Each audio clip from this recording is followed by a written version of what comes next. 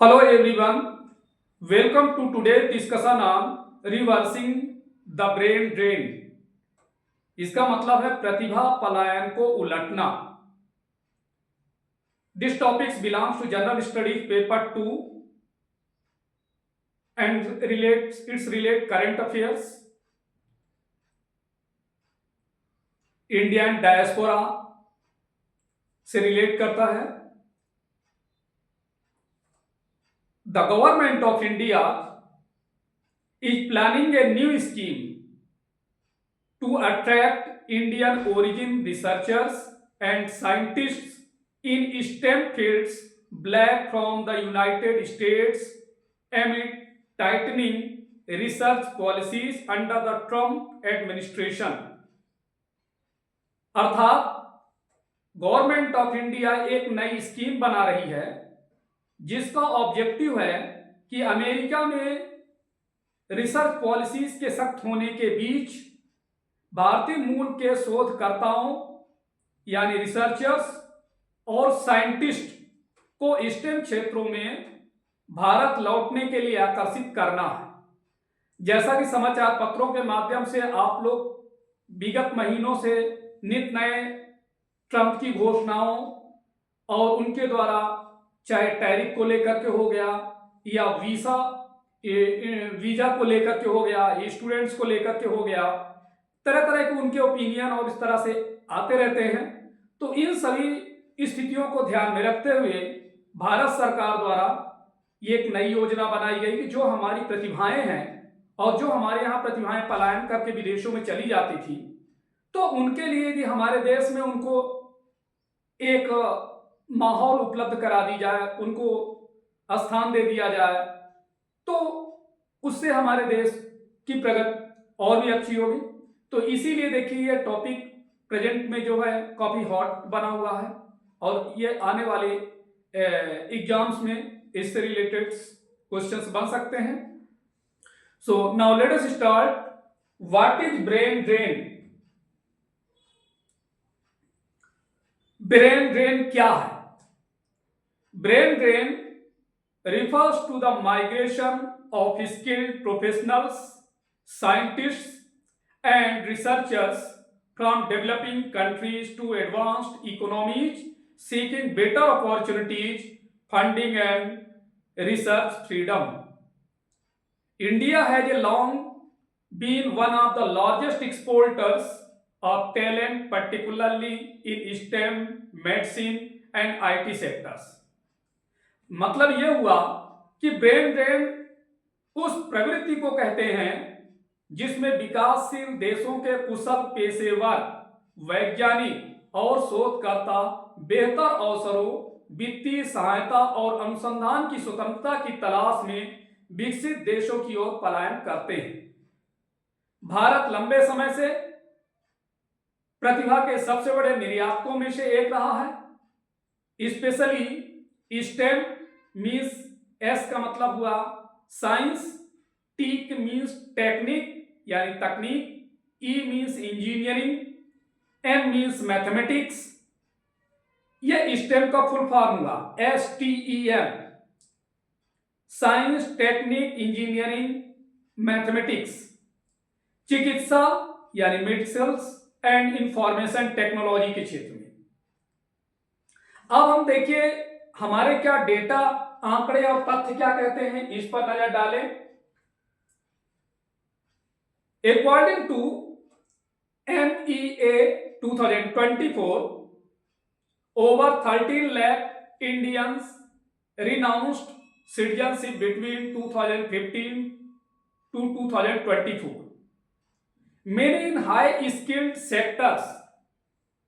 Nearly 1.6 lakh Indian students are pursuing research or doctoral studies in United States alone. India spent only 0.65% of GDP on research and development compared to 2.7% in China and 3.5% in the United States, driving talent outflow। मतलब इन data से आप समझ सकते हैं कि जो अभी NEA 2024 का जो डेटा रिलीज किया है उसके अकॉर्डिंग 2015 से 2024 के बीच तकरीब 13 लाख से अधिक इंडियंस ने अपनी नागरिकता छोड़ी, जिनमें से कई हाई स्किल्ड क्षेत्रों से जुड़े थे। और इसके अलावा लगभग 1.6 लाख इंडियन स्टूडेंट्स अकेले अमेरिका में रिसर्च या डॉक्टोरल स्टडी कर रहे हैं। इंडिया अपने जीडीपी का केवल 0.65% रिसर्च एंड डेवलपमेंट पर खर्च करता है, जबकि वहीं चाइना 2.7%। आप समझ लीजिए दोनों के बीच में कितना बड़ा गैप है। और अमेरिका 3.5% खर्च करता है, जो कि प्रतिभा पलायन को बढ़ावा देता है।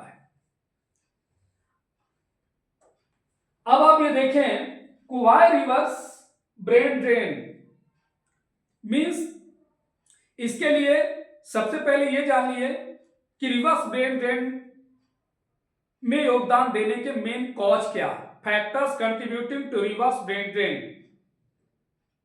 Firstly, policy uncertainty in the United States, tightened immigration rules, funding cuts and anti-science policies under the Trump administration and pushing Indian researchers to seek stability elsewhere। अर्थात अमेरिका में नीतिगत अनिश्चितता बनी हुई है। ट्रंप एडमिनिस्ट्रेशन के तहत सख्त इमिग्रेशन नियम, अनुसंधान फंडिंग में कटौती, विज्ञान विरोधी नीतियां कई भारतीय शोधकर्ताओं और अन्यत्र स्थिरता की तलाश करने के लिए प्रेरित कर रही है। Growing Indian research ecosystems, expansion of artificial intelligence centers of excellence, supercomputing infrastructure, Param Siddhi, and digital research platforms signals domestic readiness।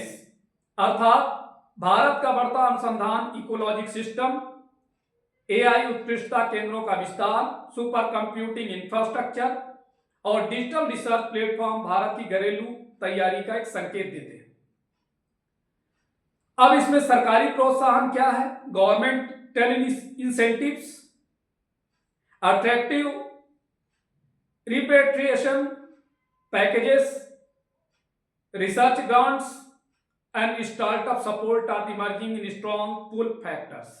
अर्थात आकर्षक पुनर्वास पैकेज, अनुसंधान अनुदान और स्टार्टअप सहयोग जैसे उपाय अब मजबूत आकर्षण का कारण बन रहे हैं। Emotional and ideological pull, a renewed sense of national contribution and belonging motivates many to return and strengthen India global scientific standing. अर्थात भावनात्मक और वैचारिक प्रेरणा, नेशनल कंट्रीब्यूशन और जुड़ाव की भावना ने कई प्रतिभाओं को भारत लौटने और देश की वैश्विक वैज्ञानिक प्रतिष्ठा को मजबूत करने के लिए प्रेरित कर रहे हैं। स्टेट लेवल मॉडल्स क्या हैं, जैसे उदाहरण के लिए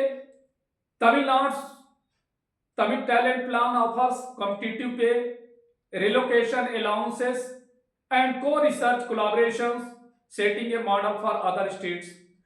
जैसे उदाहरण के लिए अभी आपने सुना होगा कि तमिलनाडु की तमिल टैलेंट्स योजना प्रतिस्पर्धा, वेतन, पुनर्वास भत्ता और सह अनुसंधान सहयोग प्रदान करती है, जो कि अन्य राज्यों के लिए एक मॉडल बन रही है। इसको देख करके दूसरे राज्य भी अपना सकते हैं। अब बात यह है कि भारत सरकार इसके लिए क्या कदम उठा रही है, इनिशिएटिव टेकन बाय इंडिया। तो भारत सरकार द्वारा क्या कदम उठाए जा रहे हैं, इस पर आप नजर डालें। नेशनल लेवल पर, इंस्टीट्यूशनल कोलैबोरेशन या स्टेट लेवल पर, सबसे पहले मैं नेशनल लेवल मेजर्स की बात करूंगा। राष्ट्रीय स्तर पर क्या कदम है, proposed NRI scientist repatriation scheme offering substantial setup grants and placements in IITs and national labs. अर्थात आईआईटी और राष्ट्रीय प्रयोगशालाओं में नियुक्तियों के साथ साथ पर्याप्त सेटअप अनुदान प्रदान करने का प्रस्ताव है। Startup India and digital India providing platform for the returns entrepreneurs to establish deep tech startup. अर्थात वापसी करने वाले उद्यमियों को डीप टेक स्टार्टअप स्थापित करने के लिए मंच प्रदान करती है। मीटी की इंडिया एआई मिशन और एआई नैतिकता रूपरेखा बनाई गई है, that is means MeitY is India AI mission and AI ethics framework fostering and inclusive AI ecosystem, अर्थात समावेशी कृत्रिम बुद्धिमत्ता पारिस्थितिकी तंत्र को बढ़ावा देना। अब इस साथ ही साथ जो है इंस्टीट्यूशनल लेवल अर्थात संस्थागत सहयोग CSIR and ICSSR to co-host reverse migration round tables on global campuses, अर्थात CSIR और ICSSR वैश्विक परिसरों पर रिवर्स माइग्रेशन राउंड टेबल्स का मेजबानी करेंगे।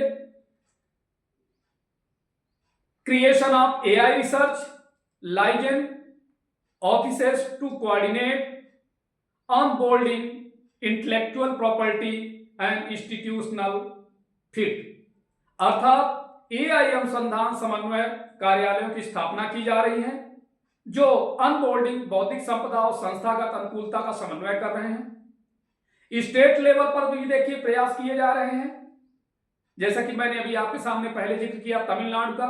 तमिलनाडु में तमिल टैलेंट्स प्लान है, ₹100 crore budget for the new research centres with IISc Indian Institute of Sciences and TIFR collaboration को supervised PhDs and AI focused labs.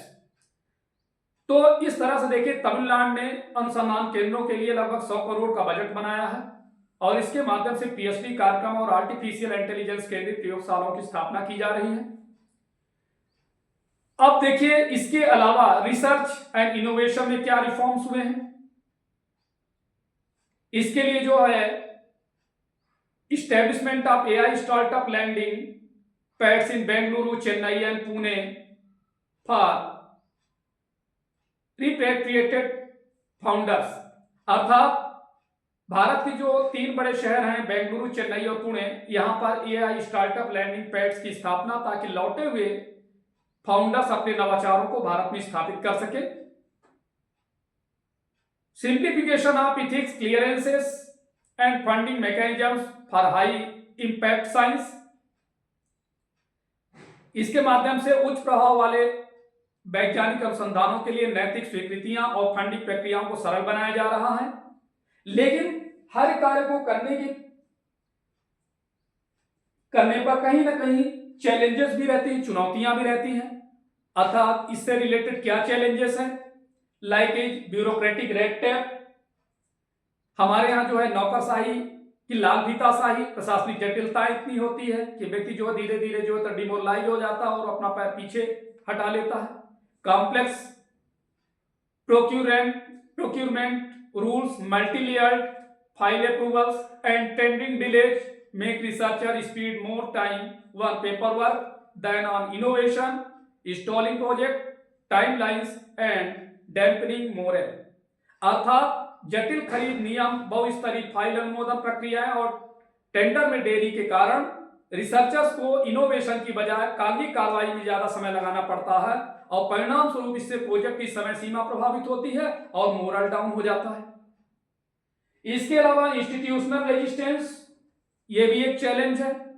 Preferential grants and privileges for returning scientists often breed discontent among existing faculty leading to friction, hierarchy issues and a loss of institutional cohesion, अर्थात वापसी करने वाले scientist को दिए जाने वाले special grants और facility अक्सर मौजूदा संकाय में असंतोष पैदा करती हैं, जिससे आपसी टकराव, हायरार्कियल प्रॉब्लम्स और इंस्टीट्यूशनल एकता में कमी आती है। कल्चरल एंड सिस्टमिक बैरियर्स, ये भी एक बहुत बड़ी चुनौती है, अर्थात सांस्कृतिक और प्रणालीगत बाधाएं। Returning face difficulty adjusting to rigid hierarchies, limited autonomy and an administrative culture, resistance to experimentation which contrast sharply with the flexible system abroad, अर्थात वापसी करने वाले विशेषज्ञों को कठोर हायरार्की यानी पदानुक्रम, सीमित स्वायत्तता और एक्सपेरिमेंट के प्रति अनिच्छुक प्रशासनिक संस्कृति के साथ तालमेल बैठाने में कठिनाइयां होती हैं जो विदेशों की लचीली कार्य प्रणालियों से बिल्कुल अपोजिट है। इंफ्रास्ट्रक्चर डिफिसिट्स अर्थात बुनियादी ढांचे की कमी भी है। With India research and development spending at only 0.65% of GDP, जो कि बहुत कम है। Access to world class labs, data system and technical manpower remains limited, constraining advanced research capabilities। यानी हमारे यहाँ जीडीपी का केवल 0.65% खर्च किए जाने के कारण विश्व स्तरीय प्रयोगशालाओं, डेटा प्रणालियों और तकनीकी मानव संसाधनों तक पहुंच सीमित रहती है, जिससे उन्नत अनुसंधान क्षमताओं पर बाधा उत्पन्न होती है। नेक्स्ट है क्वालिटी ऑफ लाइफ कंसर्न्स, अर्थात जीवन गुणवत्ता से जुड़ी चिंताएं भी है। Air pollution, lack of adequate housing, schooling difficulties and inefficient civic services in metros make long term relocation unattractive for scientists with families. अर्थात समझ सकते हैं कि हमारे यहाँ सबसे बड़ी समस्या है एयर पोल्यूशन, जैसे दिल्ली में आए दिन आप सुनते रहते हैं ठंड के समय और इस तरह से समस्याएं बनी रहती हैं। पर्याप्त आवास की भी कमी है, एजुकेशन संबंधी भी डिफिकल्टी है, साथ ही साथ महानगरों में अप्रभावी नागरिक सेवाएं, ये सभी कारण परिवार सहित वैज्ञानिकों के लिए दीर्घकालिक पुनर्वास को अप्रिय बना देती है। और यही कारण होता है कि हमारे यहाँ की जो प्रतिभाएं, ये सारी सुविधाएं न होने के कारण वो भारत से पलायन करके दूसरे देशों के यानी डेवलप्ड कंट्री की ओर मूव कर जाती थी। अब सवाल ये उठता है कि इन सभी स्थितियों के मद्देनजर आगे का रास्ता क्या हो सकता है। आगे का रास्ता यही है कि अनुसंधान को सरल बनाया जाए, ease of doing research, establish a single window digital portal for procurement, fund release and hiring approval to minimize bureaucratic lag and enable faster project execution. अर्थात खरीद फंड जारी करने और नियुक्त अनुमोदनों के लिए एक सिंगल विंडो डिजिटल पोर्टल की स्थापना की जानी चाहिए, ताकि प्रशासनिक देरी को कम किया जा सके और प्रोजेक्ट को तेजी से एग्जीक्यूट किया जा सके। दूसरी बात यह है ऑटोनॉमस रिसर्च क्लस्टर्स, तो मींस स्वायत्त अनुसंधान क्लस्टर बनाना, यानी create independent performance based research centres with flexible governance, global hiring and direct funding autonomy to attract world class talent. अर्थात लचीले प्रशासन, वैश्विक नियुक्तियों और प्रत्यक्ष फंडिंग को स्वायत्तता के साथ स्वतंत्र प्रदर्शन आधारित अनुसंधान केंद्रों की स्थापना की जानी चाहिए, ताकि विश्व स्तरीय प्रतिभाओं को आकर्षित किया जा सके। इंस्टीट्यूशनल रिफॉर्म्स की भी जरूरत है, संस्था का सुधार होने चाहिए। Implement transparent evaluation, merit based promotions and flexible tenure system to encourage accountability and reduce gate keepings in academia. अर्थात पारदर्शी मूल्यांकन, योग्यता आधारित पदोन्नति और लचीली कार्य प्रणाली लागू की जाए, ताकि एकेडमिक सेक्टर में अकाउंटेबिलिटी यानी जवाबदेही को प्रोत्साहन मिले और गेट कीपिंग अर्थात अवरोधक रवैये को कम किया जा सके। इसके अलावा ग्लोबल मोबिलिटी फ्रेमवर्क्स अर्थात वैश्विक गतिशीलता की रूपरेखा बनाई जानी चाहिए। Introduce spouse work, visas, first track research clearances and tax neutral startup preparation policies to make India globally competitive for scientific talent. अर्थात भारत को वैज्ञानिक प्रतिभा के लिए ग्लोबल लेवल पर प्रतिस्पर्धी बनाने हेतु, यानी हस्बैंड और वाइफ के लिए कार्य वीजा, तेज अनुसंधान स्वीकृत प्रक्रियाएं और टैक्स न्यूट्रल स्टार्टअप पुनर्वास जैसी नीतियां लागू की जानी चाहिए। Increase research and development spending अर्थात अनुसंधान और विकास पर बढ़ा हुआ खर्च, raise national research and development investment to 1.5% of GDP by 2030। इसीलिए 2030 तक के लिए बनाया गया कि जीडीपी का 1.5%। Ensuring stable funding and universities innovation hubs and collaborative industry academia ecosystem. और इसीलिए इस जीडीपी को 1.5% तक बढ़ाया जाना चाहिए, ताकि यूनिवर्सिटी नवाचार केंद्रों और उद्योग शैक्षणिक सहयोग इकोलॉजिक सिस्टम को स्थिर वित्तीय सहायता सुनिश्चित की जा सके। कुल मिलाकर में देखिए निष्कर्ष ये निकलता है कि reversing India brain drain demands more than symbolic incentive It requires systematic reforms in research governance and funding autonomy. With bold state-led model like Tamil Nadu and national missions like India AI, India can become a true destination for innovation and scientific excellence. Only when scale, self-respect and scientific freedom coverage will the diaspora's best minds call India home again. मतलब ये हुआ कि भारत में brain drain को पलटना केवल प्रतीकात्मक प्रोत्साहन से संभव नहीं है। इसके लिए research, administration and financial autonomy में प्रणालीगत सुधार आवश्यक है। जैसा कि उदाहरण के लिए में तमिलनाडु जैसे राज्य में जो है राष्ट्रीय मिशनों के साथ साथ भारतीय नवाचार और वैज्ञानिक उत्कृष्टता का वास्तविक गंतव्य बनाया गया। और जब पैमाना, आत्मसम्मान और वैज्ञानिक स्वतंत्रता एक साथ आएंगे तभी प्रवासी प्रतिभाओं का सर्वश्रेष्ठ वर्ग हमारे भारत में फिर से अपना घर बना लेगा। और जिस दिन ऐसा हुआ तभी भारत हमारा एक डेवलप्ड कंट्री बन पाएगा। तो आज इतना ही, अब अगले लेक्चर में पुनः मिलेंगे। धन्यवाद।